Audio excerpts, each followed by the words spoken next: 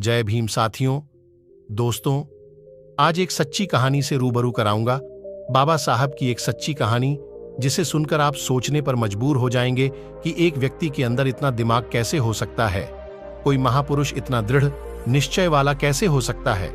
मैं चाहूंगा आप इस वीडियो को पूरा देखिए।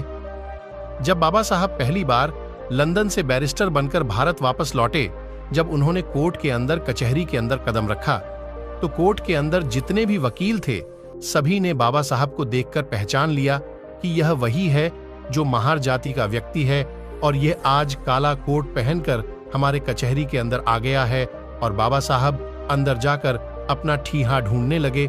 सबके पास अपना अपना ठीहा होता है। बैठने के लिए जब बाबा साहब को कोई ठिकाना नहीं मिला और बाबा साहब जब ढूंढ रहे थे, तो जो दूसरे वकील थे उन्होंने बाबा साहब को डोंट कसते हुए बोला, उस बाबा को चिढ़ाते हुए कहा, अबे वो बैरिस्टर, तुम तो बहुत पढ़े लिखे विद्वान हो, तुम्हें क्या जरूरत है कचहरी के अंदर बैठने का? तुम कहीं बाहर भी अपना ठिहा लगाओगे तो तुम्हारी दुकान चल जाएगी। लेकिन बाबा साहब ने उसकी वह स्टार्ट मारने को गलत नहीं समझा। बाबा साहब ने उनके बात को बुरा नहीं माना और मुस्कुराते हुए बोला, तुमने सही कहा। और बाबा साहब एक जगह जाकर अपना ठिहा जमाया और साफ सफाई करके वहां बैठ गए।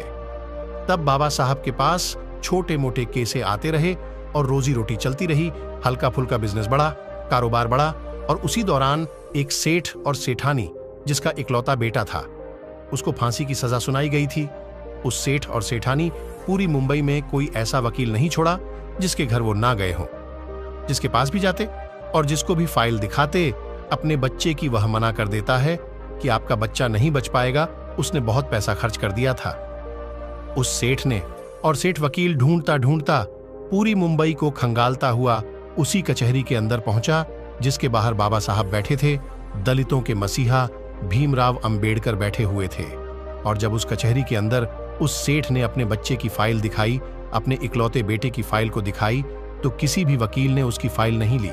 सभी ने इनकार कर दिया और कहा, इसका कुछ नहीं हो सकता, तुम्हारे बच्चे को कोई नहीं बचा सकता।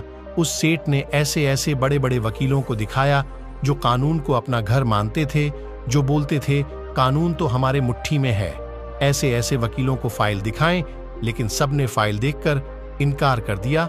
और उस कचहरी के अंदर जो भी वकील बैठे थे, उसने फिर से टोन कसते हुए बोला, अरे सेठ, तुम्हारा केस वह लड़ेगा जो बाहर बैठा हुआ है। महार जाति का व्यक्ति, वह बहुत विद्वान, वह बहुत पढ़ लिख कर आया है। वह बाबा साहब पर टोन कस रहे थे, दलितों के मसीहा पर टोन कस रहे थे, वह बाबा साहब को चिढ़ा रहे थे। सेठ मन से रो रहा था। उसे आशा की एक किरण चाहिए थी बस, क्योंकि उसका इकलौता बेटा जिंदगी और मौत में अटका हुआ था। और जब सेठ ने उस वकील की बात सुना, तो सेठ उसकी बात मानकर वह बाबा साहेब के पास पहुंच गया। बाबा साहेब के चरणों में गिरकर कहा, हे बैरिस्टर, हे बाबा साहब, मेरे बच्चे को बचा लो। तो बाबा साहब ने सेठ से कहा, उठो, मैं क्या कर सकता हूं, मैं क्या मदद करूंगा तुम्हारा।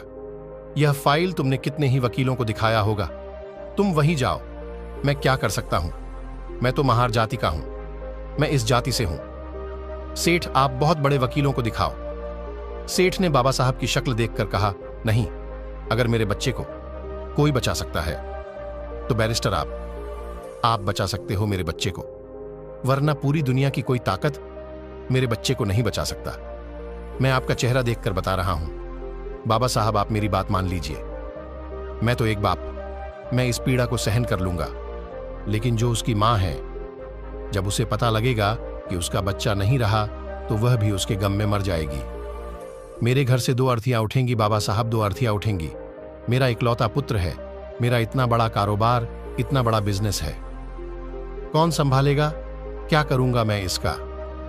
जब बाबा साहब ने सुना कि उसकी मां मर जाएगी, तो बाबा साहब को वह बात याद आ गई। जब बाबा साहब छोटे थे, बाबा साहब की माता भीमाबाई ने एक बात कही थी कि भीमा, अगर कभी जरूरत पड़े किसी निर्दोष की जान बचाने के लिए, अगर किसी अच्छे काम के लिए झूठ भी बोलना पड़े, तो संकोच मत करना भीमा, संकोच मत करना। और बाबा साहब ने फाइल देखी और फाइल देखकर बोला, सेठ, ये बताओ, इससे पहले ये फाइल किसी और वकील को तो नहीं दिखाई? सेठ ने बोला, हे बैरिस्टर, ये फाइल दिखाई नहीं, मैं इस फाइल पर इतना पैसा खर्च कर दिया कि किसी की आने वाले 3 पीढ़ियां भी कमा नहीं सकती जितना मैं इस फाइल पर खर्च कर दिया है। बस आप मेरे बच्चे को बचा लीजिए। वह हाथ जोड़कर गिड़गिड़ा रहा था। बाबा साहब के चरणों में गिर रहा था। बाबा साहब के सामने हाथ जोड़कर खड़ा था। बाबा साहब ने उसकी पीड़ा देखकर कहा, जाओ सेठ, मैं तुम्हारे बच्चे का केस लड़ूंगा, जाओ। और जब बाबा साहब माने केस लड़ने के लिए तो वह सेठ बहुत खुश हुआ। उसने बोला, मुझे यकीन है बाबा साहब, मेरा बच्चा अब बच जाएगा। जिंदगी और मौत में बस 10 दिन का फासला था। फांसी को बस 10 दिन बचे थे। कचहरी लगी, अदालत लगा, कोर्ट लगा। कोर्ट के अंदर दोनों पक्षों के वकील आए। जब बात बोली गई तो जज बोला, अंबेडकर, तुम कुछ दलील देना चाहोगे? तब बाबा साहब ने बोला, नहीं जज साहब, आप अपना फैसला सुनाए, मैं कुछ नहीं कहूंगा। सेठ यह सुनकर संकोच में आकर वह सोच रहा था कि उसने बोला था कि मैं तेरे बच्चे को बचा लूंगा, लेकिन इसने तो कोर्ट में कुछ दलील ही नहीं दे रहा है। बाबा साहब ने तो बोल दिया, नहीं जज साहब, आप अपना फैसला सुनाओ। वह सेठ मन में कह रहा था, अंबेडकर, तुमने अच्छा नहीं किया बैरिस्टर। मैं बड़े आशा के साथ ये फाइल तुम्हारे पास लेकर आया था। मैं तुम्हारे चेहरे को देखकर बता रहा था कि तुम मेरे बच्चे को बचा लोगे। और जब फांसी की सजा जज ने सुना दी और जब उस लड़के को फांसी की सजा देने के लिए लेकर जा रहे थे और उसके गले में अभी फंदा डाला ही गया था कि तभी बाबा साहब ने कहा, बस, आपने फांसी की सजा दी थी, आपने मौत की सजा नहीं दी थी। इस तरह उस लड़के की जान बच गई। देखिए, उनका दिमाग ऐसे थे बाबा साहब अंबेडकर, और उसी दिन से ये करवाई चली आ रही है सजाए मौत।